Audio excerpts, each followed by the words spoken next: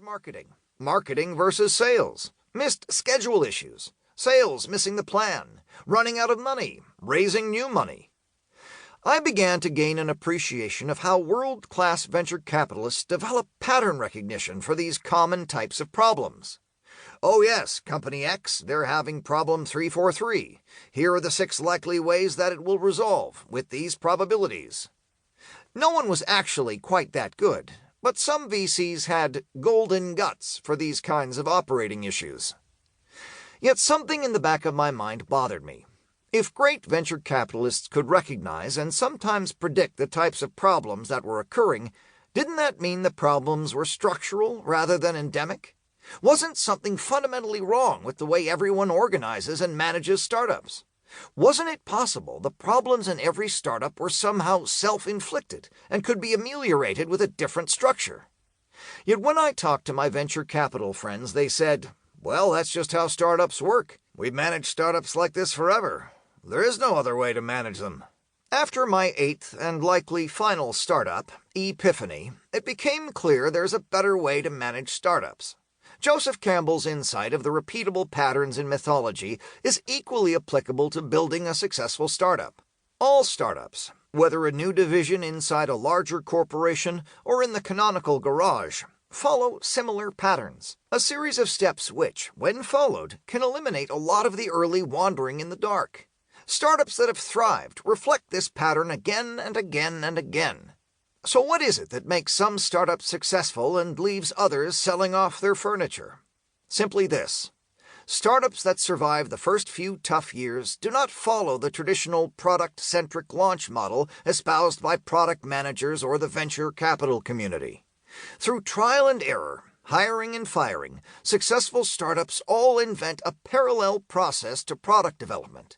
In particular, the winners invent and live by a process of customer learning and discovery. I call this process customer development, a sibling to product development, and each and every startup that succeeds recapitulates it, knowingly or not.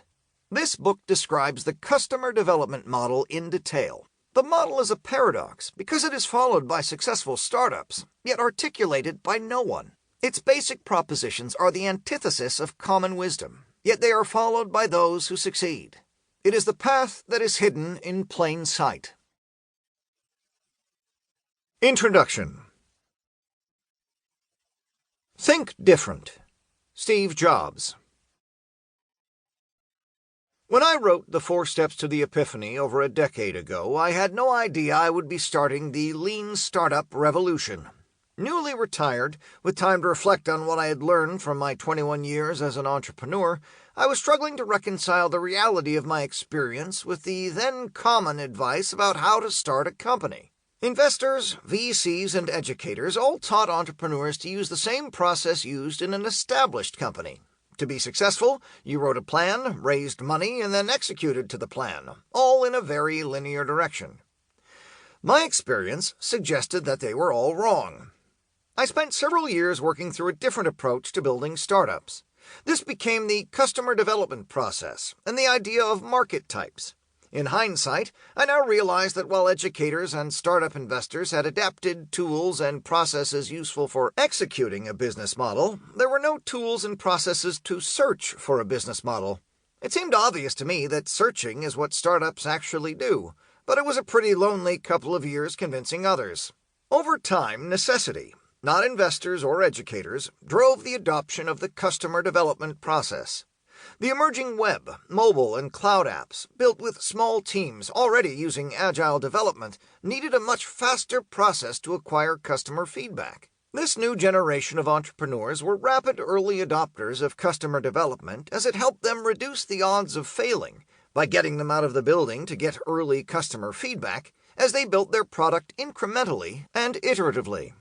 About a decade ago, after The 4 Steps was published, I began teaching the customer development process as a full-semester course at UC Berkeley. A student in my first Berkeley class, Eric Rees, became the first practitioner and tireless evangelist of the process at IMVU, iterating and testing the process as I sat on his board. His insight coupled customer development to the emerging agile engineering practice, and together the two methodologies helped founders to rapidly iterate their